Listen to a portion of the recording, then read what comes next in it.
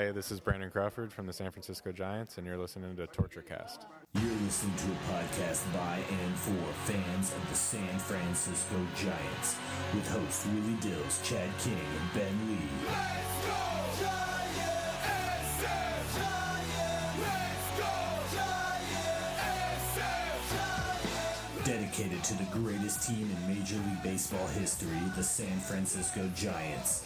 This is Torture Cast. Standing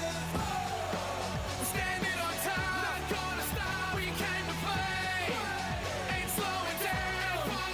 We're here to stay, and we're stomping on whatever's in our way. I'm feeling like a giant tonight. Welcome everybody to the Torture Cast, the podcast by and for fans of the San Francisco Giants.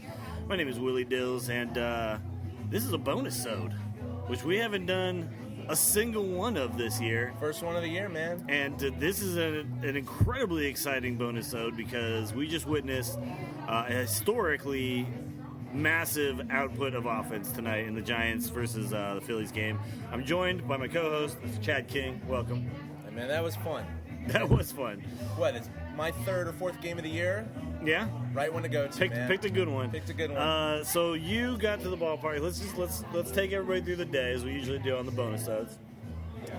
You got to the ballpark 3 o'clock? Something Yeah, like that? just before 3. It was an early day for me. I mean, So you know? you put in a full day at the yard today. Yeah, Because it yeah. is now 11. Yeah, I'm expecting the check in the mail for my extra work today. Well, let's enjoy that by having a little shot of Salud. bourbon here. Yep. Giants win 15-2. Yeah. So let's just recap real quick before we go into the whole thing. Giants scored 15 runs tonight. The Philadelphia Phillies only scored 2. The Giants had 22 hits tonight.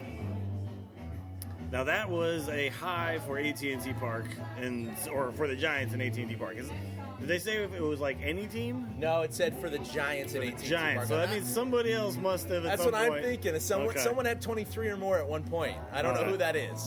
We'll look into that. But there was a lot of fun things that actually happened tonight as well. This game kind of had it all, man. Like, Yeah. there was Bumgarner pitching great. There was an 8-run inning. There was a guy maybe going to hit the cycle. There was 3 players who had 4 hits. There was a fan diving into the water for a home run ball. It was a grand slam. There was a grand slam, a Hunter Pence grand slam. Let's see, what else do we have? A couple of nice catches. We had not once, but actually twice, bad boys fell down. Yes. The first one was actually captured on camera. The second one, I don't know, maybe you even missed it too. No, I missed the second one. I only saw the The first Phillies bad boy actually stumbled a little bit and went down coming off the field, but he was close to the dugout. It wasn't, the Giants bad boy fell down right on his ass, like giving balls to the umpire. So like everybody was looking Was it like right at extra him. dew on the grass or something tonight? I mean, what the hell is going on with it? I don't know. I didn't see any other players fall, but It was pretty hilarious. they were in tennies anyway. It was pretty hilarious. Yeah, they didn't give him spikes, man. Clearly. No. Running around on the field. So you got to the ballpark at about 3 o'clock, and what did you do? You actually got to go talk to some players, right? Yeah, so went into the clubhouse and kind of surveyed the land, and the first thing I did was kind of embarrassing. It was a little bit of a rookie mistake. Oh, yeah, okay. But, when you go into the clubhouse, and I'm not one of those guys, you see a lot of reporters, they're just going to pile on players. And I kind of respect their space. I kind of survey the land. It's like when I go to Vegas, and I don't just hit the slot machines right away. I like to do a couple laps, kind of get into the moment, feel my way around. Same thing in the clubhouse. So at first, I didn't know kind of who to go to. If you see someone dressing, you're like, okay, well, I'm not going to hit him up. Someone just had an interview, give him a break. Sure. Vogelsong was just in his chair with his hat backwards like it always is, just on his phone for like 10 minutes. I mean, literally, that's how long it took before I finally dove in. Yeah. So I walk up to him. Hey, Ryan, you have a couple minutes for a couple of questions.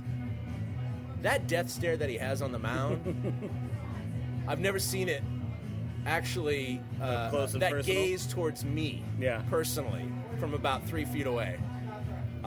Pretty much peered through my soul, and he said, "No, man, I'm pitching tomorrow." So he has essentially like a 48-hour like window of do not talk to me. Yeah, and that was a rookie mistake. I completely forgot. He follows Bumgarner right now in the rotation, and Bum pitched tonight. So, yeah, Vogie's pitching tomorrow, and I completely dropped the ball on that one. Yeah. I kind of immediately said, but you know what? All right. Oh, hey, you sorry, can say you dropped man, the ball, but also, I mean, it's kind of a dick move to be like, no one can talk to me for like 48 hours around my starts. I mean, I don't know. Not that I'm saying like pitchers aren't allowed to have their quirks and their whatever that they need to do to get prepared, but I'll bet you this. I'll bet you that if Vogelsong tomorrow was like, you know what, I'm going to back off this whole no one can talk to me during my starts things, I think he'll be fine. I think he'd still pitch probably just as good as he think he'd be fine. I'm sure it's a superstition. It's all good. Yeah, it's part all, of his personality. No. And look, I didn't take it personally. That's just his thing. I mean, it doesn't matter who walked up to him. Yeah. Who wanted to ask him. He wasn't going to want to talk. He wasn't going to want to talk. Yeah. He doesn't know me from a hole in the ground, so it's all good. Sure. So after that, I did go up to Matt Duffy. He's right by Gregor Blanco, and he was just on his phone too. And that's a funny thing. Actually, most of the guys, almost being on the phone is almost like an indication of like, I'm not doing shit right now. Sure. Go ahead and ask me some questions, you know what I mean? Yeah. So I walk up to him, and you and I actually interviewed him last year after a game. And he only had been up for a few weeks, I think, at that time. Yeah. And he had a big hit in that game. He's actually had a pinch hit in that game. Yeah, put a nail in the coffin, remember that? That was his kind of role last season. Right, was a before pinch he was hitter. a starter. Yeah. Pinch hitter spot relief in the infield, and that kind of stuff. So. And when we went up to him, he almost looked surprised that someone wanted to talk to him. Yeah. He was very, very engaging. He wasn't a name in the dugout at all. No, not at all. So I went up to him. He was like, "Oh yeah, no problem. I got time for you." I figured, he's new. He's still going to do it. So he was a great interview, and you can hear it. I already posted it to the website, so check it out. But I asked him some softball questions, but really kind of dove into him being called up last year and the adjustment from AA, which actually the Eastern League that he was hitting in for Richmond is a pitcher's league. And he was hitting over, 340, 350 at the time when they called him up. So he was doing well, yeah. So he was doing really well. I was just asking him kind of the main difference between AA and the Eastern League and here in the major leagues. And then also a little bit about when he gets into a slump, how does he bury an 0 for 4 or a 1 for 20 or whatever it is. And so he went into some of that. It was actually pretty good. I also did ask him about Vogelsong and you got any advice for a rookie mistake that I pulled, and he said the same thing that you did. Don't take it personally. That's just his thing. And he's the only guy in the entire clubhouse that has that kind of pseudo policy. Let's think about this. Duffy was starting tonight. That's the funny thing, right? Yeah. Pitchers have this magical aura around them. Where, if they're starting, you But can't talk to them on the day of their start. I feel like what it was probably Vogelsong that came up with that being a thing, because he's a little more, he's a little older of a guy. Yeah.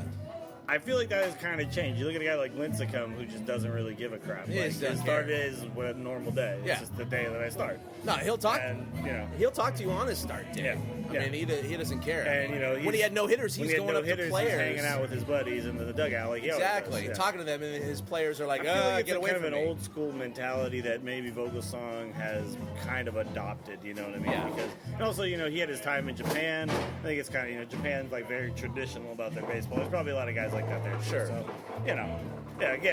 don't take it personal because that's just a guy being whatever, doing whatever he thinks he needs to do. No, he was a good interview, and we got a little. And he talked to Crawford as well. Got a little soundbite at the end, and then I went over to Crawford, and he was right by Panic. Them two share lockers or side by side. And Crawford was great too. I asked him some similar questions, but of course I introduced him as the all-star shortstop for the San Francisco Giants. Basically, how does that feel?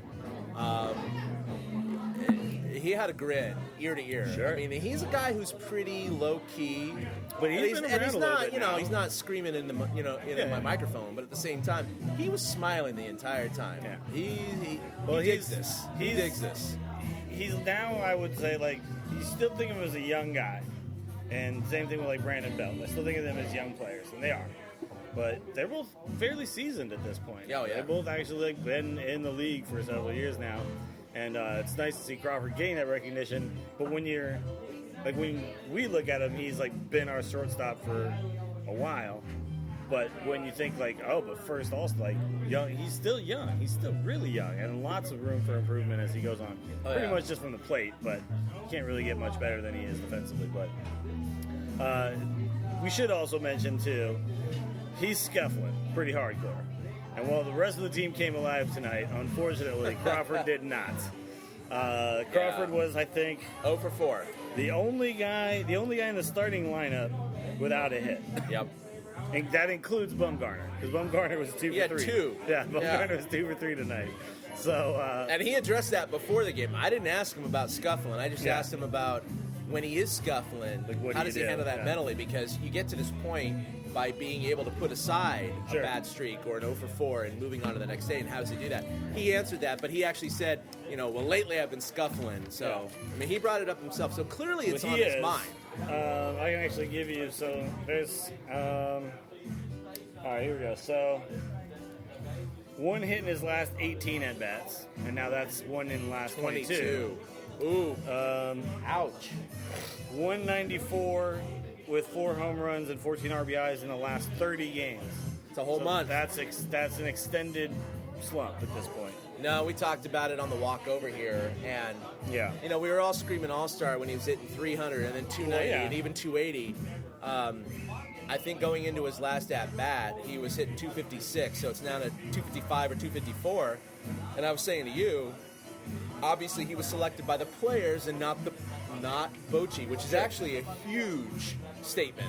It really is, because his peers respect him and think that he's worthy of an All-Star appearance. Absolutely. But that being said, it's possible he could go into his first at-bat on national television. Yeah, hitting They might 250. say, hey, here's All-Star Brandon Crawford hitting 250. But that's a little they weird. also have to say he's got 50 RBIs. He's got, He's really still in the good top numbers. 10 of WAR in all of the National League. And also, if you think so you could say he's been hitting 250, but runners in scoring position still hitting 338 in those scenarios, and then still 5 for his last 15 in those scenarios as well, and 333 against lefties, which actually there was a lefty on the mound tonight for the Phillies. So yeah, and you I would did hope that ask he him would about have, that. I asked him about, now the last few years, statistically speaking, he does well he against hits lefties. actually for much whatever better reason. against lefties. So And I what was asked his him, answer for that? do you feel more comfortable against lefties, or is it about the angle that's coming in and away from you versus righties coming into you? He seems to pull them, though, Exactly. And he said, I don't know what it is. He said, I do hit lefties better. He's like, you can call it being more comfortable against lefties. I don't think that's what it is, but I don't know. I was kind of reading between the lines. I actually do think he's actually more comfortable hitting against lefties. I don't know what it is. I know when I played, and I have no sample size to speak of like Brandon Crawford has, I actually preferred hitting off righties, and I'm a righty, versus lefties, only because lefties were so infrequent. Way more infrequent than what the pros face, by the way. Yeah. It was like one out of the 6 pros games, see right? lefties a lot, And it was just an odd angle Pros to see hit lefties off. every game, Exactly. So that's a little bit different. But at the same time, he said that, basically he feels more comfortable against him. So I also did ask him, though, when Bochy puts him in, would it be cool if he puts both him and Panic in at the same time? Oh, yeah. In the All-Star game? And again, he smiled and said, that would be great. That would be sweet. And then And I he think it followed makes that up sense. and said, I'd love to turn a double play with Panic Sure. in the All-Star game. Well, this is the thing. I don't even think that that's just a cool thing. I think if you're Bruce Bochy, it makes sense, because if you're going to put them, either of those guys in the game, you might as well put them in together when you get Why would you stagger them? Yeah, when you get the advantage of having two guys who know how to work well together. It's only going to help your defense, right? Exactly. Yeah. Yeah. And if you're going to play them regardless, you play them at the same time, I think. So, all right. So let's get into this game, because this game was ridiculous. If you want to read my stream of consciousness during the game, that is posted now on torturecast.com. Quite a few things there. Talked about the ball boy hitting the dirt. Talked about I kind of realized this as I was watching the game. Duffy's hitting in the 3-hole. If you had told me that Duffy would be hitting in the third position on our team consistently, I would have said, well, we're probably not in second place. We're probably having a really bad year, because that is historically on our team, Pablo, Belt, Pence, Posey, somebody of that kind of stature as a hitter, at least someone with that kind of track record. And Duffy is a guy in his first full season as a player, you know. So it's pretty surprising that not only is he there, but that he's actually there and he's actually excelling in that role. And I'll have to look up his numbers. It would be interesting to talk about for the next show, but what his numbers are from different spots in the lineup, because we have been struggling looking for somebody to be able to hit consistently in the third spot. You know? But Posey pretty much sits in the fourth spot. And I don't think with Posey's lack of speed, and he's got a little bit of a hamstring issue right now, you put Posey in the third spot because he just clogs up the base paths too much, you know? So you need somebody who kind of fills all the roles, and right now he's kind of filling all the roles, so it's pretty cool. Yeah, I mean, I don't know what's going to happen when Aoki comes back. By the way, Bochy said in the pregame presser that 2 weeks or so? Physically, he can probably come back in 2 weeks, and they're kind of excited about the whole Pence experiment, about not sending him to actual rehab. Yeah, just having him come straight to the big club. They might do that with Aoki. I mean, it just, you know, he might only have a couple of rehab starts, but at the same time, he said, we just may put him right back in. But if they do put him right back in, Aoki's going to be at the top, panic number 2. Yeah. So then what are they going to do? I mean, I feel right now, even though Pagan had 3 hits tonight, obviously we know he has a knee issue, and he's been struggling lately. Yeah. I think you keep Duffy at 3. I really do. Yeah, no, and you put Pagan down at 6 or 7. Yeah, no, until Duffy starts to cool off and Pagan starts to heat up. Yeah. Then you don't make any move like that. I think Pagan. The other They thing both have been cold the last few weeks. Sure. Both Duffy and Pagan. Well, but not tonight though. Tonight they were not cold. No, they both were. Yeah, Pagan 3. But if you think about it, like, so the way I like to look at our lineup is like if we don't get like a rally going by the time Pence comes up in the fifth spot, which I like Pence in the 5th spot, it's almost like you turn the lineup over again and start over with another leadoff hitter in the 6th spot. And then when you've got guys like Crawford, who, hopefully he won't be scuffling from here on out. Hopefully he'll get back into his form. Another guy who can drive in runs, behind a guy like Pagan. So to me, it makes a lot of sense to be able to kind of move them around like that and have Pagan a little bit later in the order. So I would love to see that stick as well. Let's see. So we had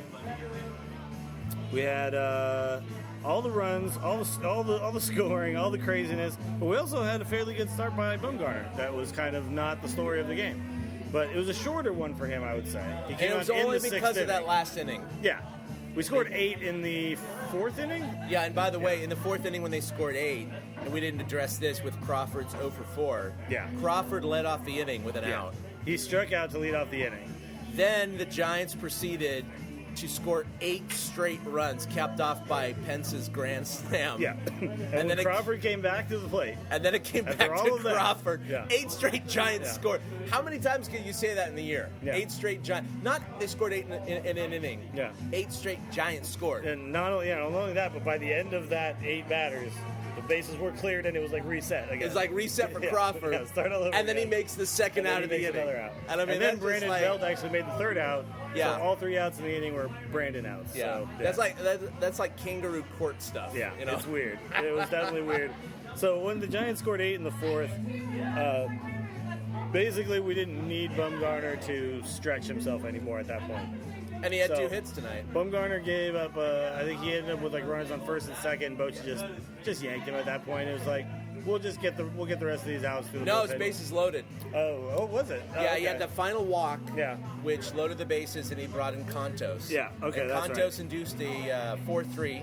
Yeah. To panic. So they scored 1 in that inning. Right, and so that was both runs before were actually, Contos came in. Yeah. Both runs of the game for the Phillies were actually both earned and credited to Bumgarner. Yeah, because he pitched 5 2/3.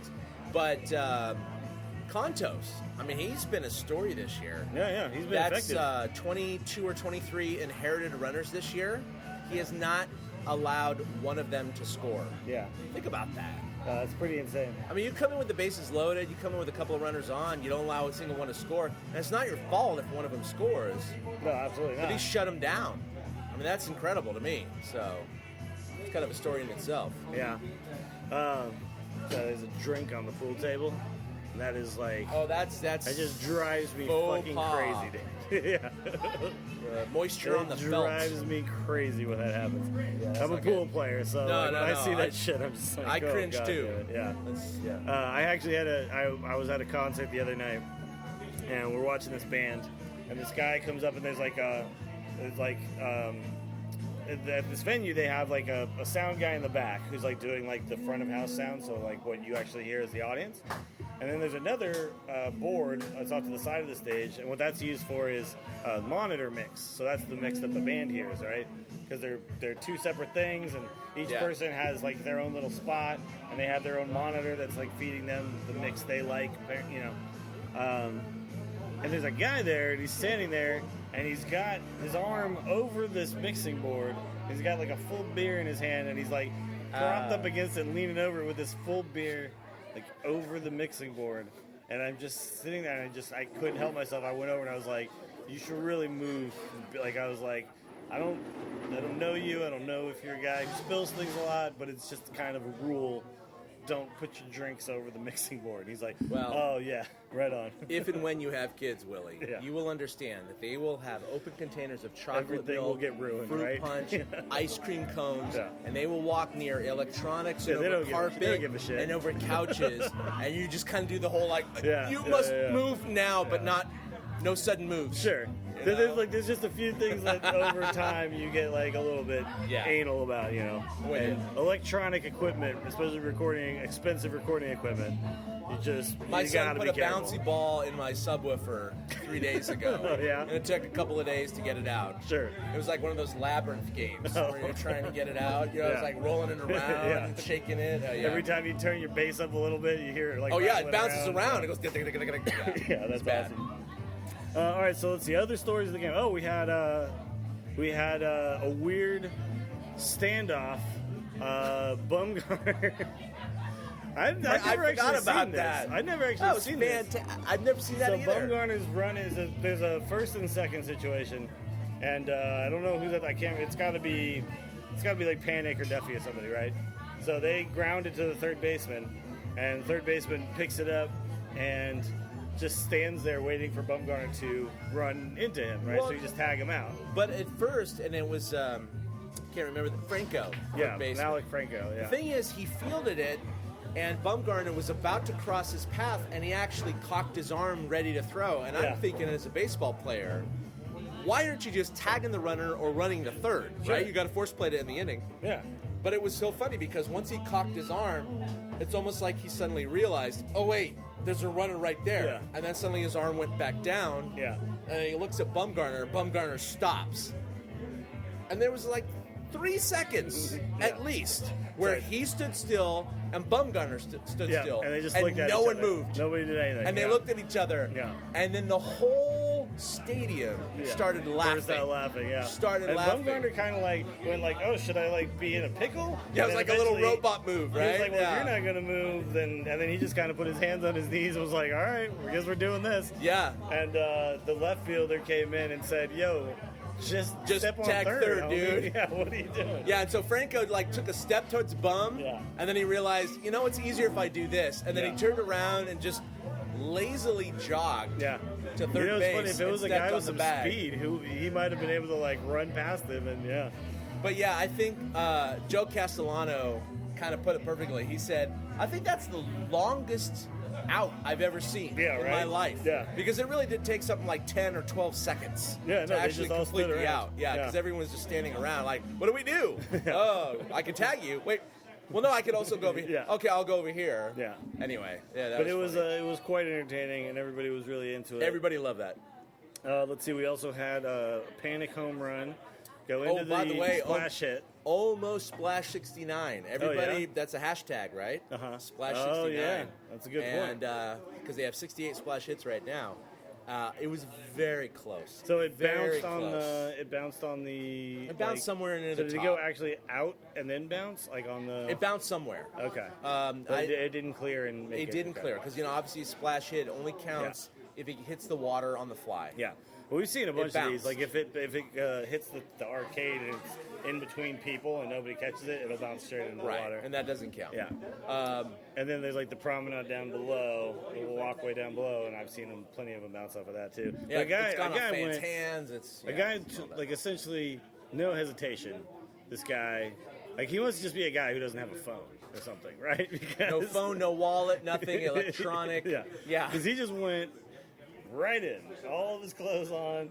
He had like a Letterman jacket kind of thing. Yeah, it was like a Letterman jacket. It's like a high school jacket. Yeah. I know, exactly. And he went right in. And I thought it was a chick at first because I didn't see him go in. I only saw the aftermath. Yeah. And the dude had a really long like a hair with a ponytail, ponytail, and it was floating on the surface of the water. So it looked like a chick when I saw it, and I tweeted out from Georgia. I was like, "Oh my God, that girl!" And I was like, "Oh." And then later I saw him get out of the water. Anyway. So there was a few things of note about this. His move over the railing was not the most graceful move wasn't you've graceful. ever seen. Yeah. No, he no, kind of did no. the thing where he. So it was, I compared it. I was talking to Ryan, and I was like, he Aubrey huffed it over the rail. Aubrey Huff did. Yeah. That's perfect. Yeah. If people remember, in 2012, Aubrey Huff actually injured himself jumping over the rail to congratulate Matt Cain for his perfect game. That's right. So he kind of went over, and then his back foot caught, and so he, instead of like a smooth jump Pretty over much and a then flip. Yeah. foot first in, he kind of went head first in. And that could be kind of, I mean, he could like flip and then hit his head on the way down or something like that. But he came out, and there was some sort of official-looking guys talking to him. Yeah. Maybe they had to help him fish him out or something. But he had a smile on his face, and he seemed like he was fine. And he was in the water for a long time. Yeah, he was, At least actually. 3 or 4 minutes. Yeah. And I'll tell you, as a scuba diver, even though the surface water in the bay is probably 60 degrees, 61 degrees, that's still really cold water. Yeah. And the fact that he was in there for a few minutes is pretty astounding. But, yeah, I mean, I'm sure his phone's dead, his wallet's soaked, whatever But he's it got is. that ball, man.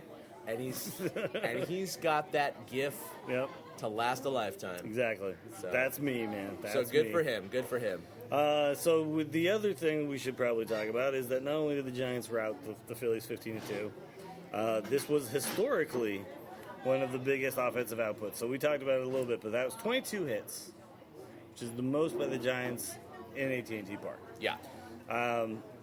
That's crazy. Like They were that's 22 for 45. Think about that. 22 hits, 23 outs. They hit 489 tonight. that's insane. That is beer league softball stats. Yeah. In fact, my daughter's all-star team lost. They qualified for the state tournament, which they play tomorrow. Wait, thank God. it's 24 outs though, right? They had 24 outs. 8 innings of outs. Yeah, 8 innings of outs, right? So that's 24 outs, 22 So hits. 22. No, because they had a double play. You think Oh, about the yeah, at-bats. because okay, so yeah, so then They had a double that play. at bat made 2 outs. Yes, Exactly. Yes, yes. Got it. So they're 22-45. That was the official stat.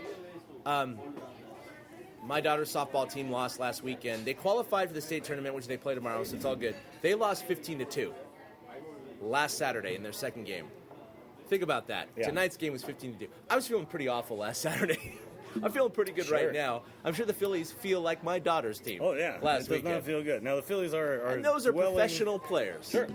Unbelievable. Now, albeit professional, but dwelling in the cellar. But getting Yeah. paid as well. So Oh, absolutely. I mean, a little different. they're all still Major League ball players. Like, Yeah. But it was weird, like because Well, the Giants right now as a team are still second in team batting average. yeah. Oh yeah, it's the National interesting. League. I mean, Yeah, look- we feel like we haven't been able to score a run, right? They're one But- game above 500. Yeah. Look, that was the other thing. We talked about this before the game a little bit, but the Giants come into tonight's game 43-43. Yeah. Now they haven't dipped below 500 this season, except for I think right at the beginning they were below for like a second, right? Yeah, and Yeah, but that they, all- none of that really they matters. started the season 4-10. Yeah, that there was you go. their low water mark. Yeah, of the and year. then they so they started awful, and then they were 10 games over 500. 30-20. Now they're just hovering around that 500 mark. Yeah. And we were talking about if you get to this point in the season and now you are a sub 500 team, that can have like a negative effect psychologically, right? Well, on the psychologically. team. Yeah. I mean, everybody has always said that if you are 500 by the break, you're in contention. Sure. Especially with a wild card now. Yeah. And that's absolutely the case because the Dodgers won tonight, so they're still 5.5 back in the West.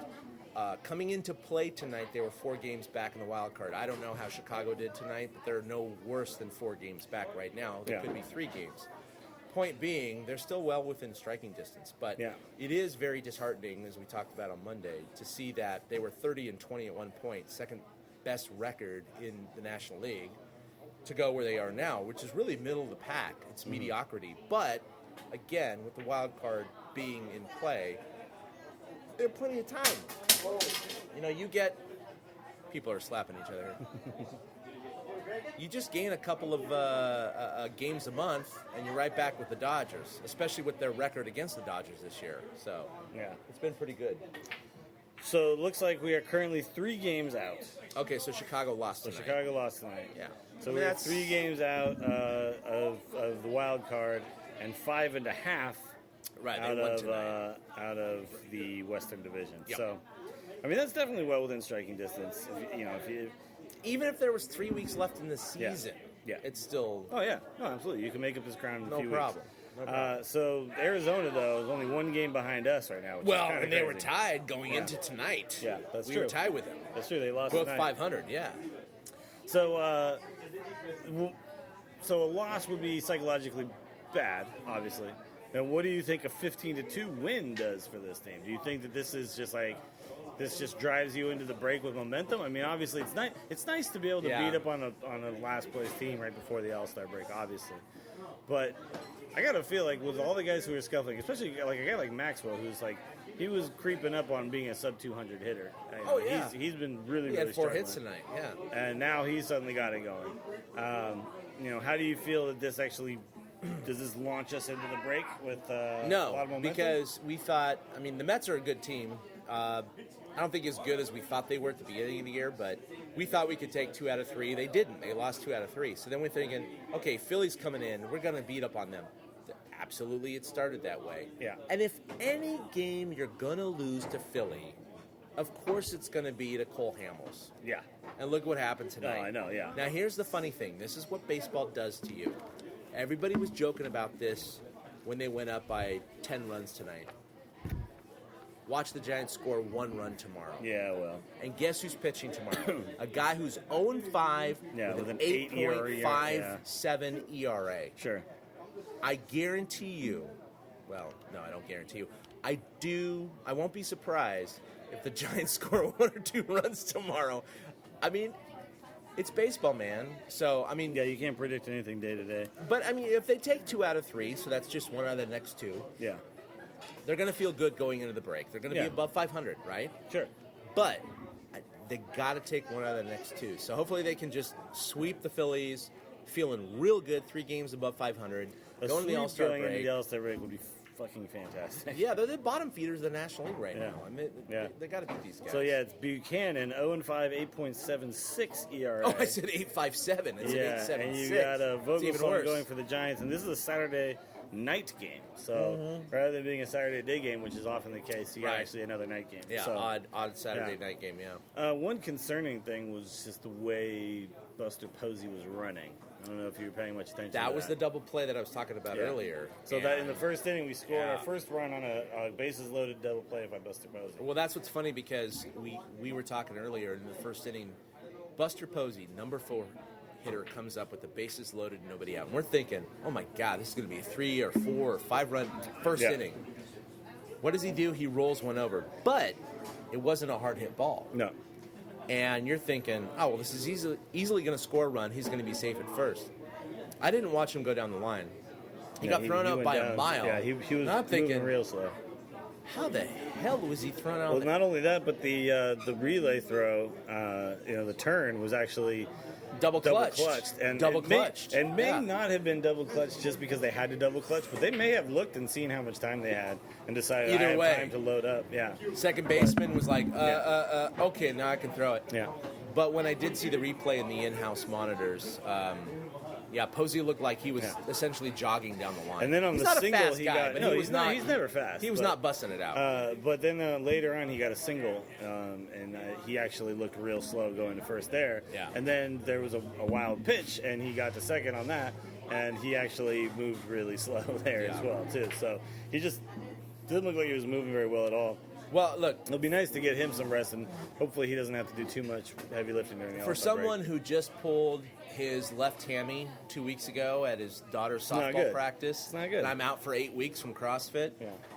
I get hamstring injuries. Not that his is as bad as mine. My hamstring is black and blue right now.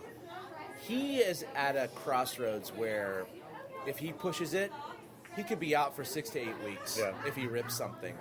If he has a twinge in there, I'm fine with him dogging it out, getting out for a double play if Sure. he can play tomorrow. Yeah. Oh, that's a good point. And so I think that's what it is. I really do. I think he's a smart player.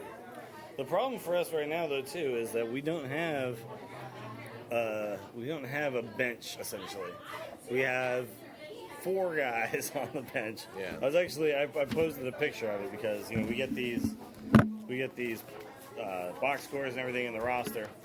Here's our bench right now: Gregor Blanco, Adrianza, Joaquin Arias, Andrew Susak. It's our entire bench. That's 4 guys we could bring in. Yeah, we That's got not a lot. We have so 13 we have 13 pitchers Yeah, right now. 13 Yeah. pitchers, yeah. Yeah. And 1 extra outfielder, 1 extra catcher, and 2 extra infielders. And we saw everyone but Arias tonight, right? Yeah, and I guess potentially you could maybe throw Arias into the outfield if need be, but Yeah. But yeah, it's. And then you got guys nursing injuries. You know what I mean? You got guys who are not 100% healthy, like Buster Posey. So I don't even know how you can spell him and give him some time off. Yeah. I think you really just have to like people on Reddit were saying, well, why is he catching if he's got like a hamstring injury?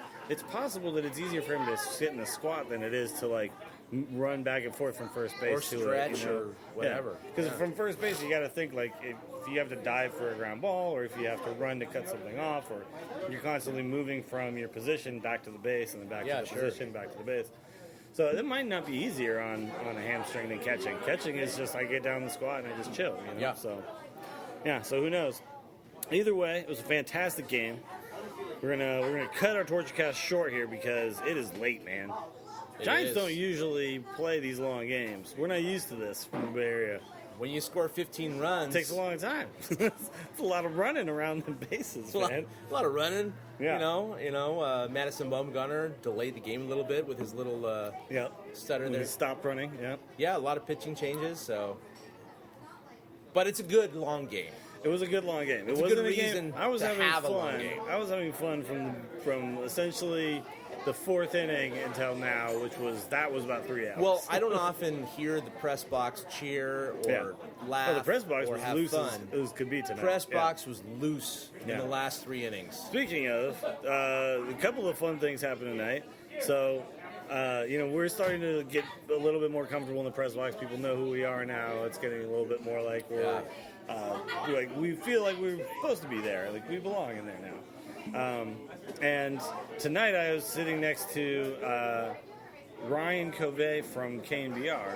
I've probably heard his name. He was the one sitting next to me. Okay, He's I didn't know who that was. Yeah. That was by you. So Okay. he's an SF State alum as well. He did the same program I did. He went the same degree, and he's been at KNBR. I think he was like again like me. I was an intern. I think he was an intern as well, like right before I was there, and so he remembers like all the same stuff, like doing events, and we worked for like some of the same people and everything. But he's stuck there at KNBR, and now he's actually starting to be on the air. And I guess tonight he's actually doing Sports Phone. So so that was kind of cool. He was really nice. We talking. He's expressed interest in coming on our show. So hopefully we'll be able to get him on at some point, which would be cool to hear like kind of the. He did directly invite you on Sports Phone tonight? No, unfortunately Just not. kidding. He left actually He left after I think it was 10-0 or 10-2 or. Oh whatever yeah, it he's was. got to prep for the He show. had to go get ready at the station, but. But so he expressed interest in coming on the show, which is cool. So that'd be great. Hopefully we'll get him on. I at think some it'd be point soon. great. Yeah. Hear about how to what the process is like trying to break into sports talk radio, which is not an easy thing. And he's trying to do it. And then there was a tweet that I got like randomly because we were hanging out at the Yard, which is near McCovey Cove, across the street from the ballpark. Across the bridge, there's that new thing that they got this season. It's the Yard. They've got like a bunch of Anchor Steam brewery little things set up and some food. shipping containers. Yeah, all people that playing stuff. cornhole. Yeah, cornhole. So it's a cool place to hang out before the game, though. Yeah. It was actually really, really cool to hang out there.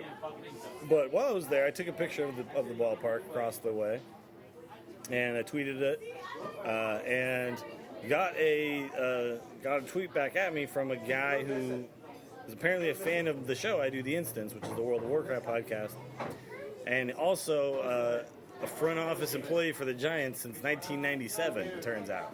So we looked him up, and it was just really cool. And he actually said he was going to try to make it up to the press box. He didn't, but he did send me a picture.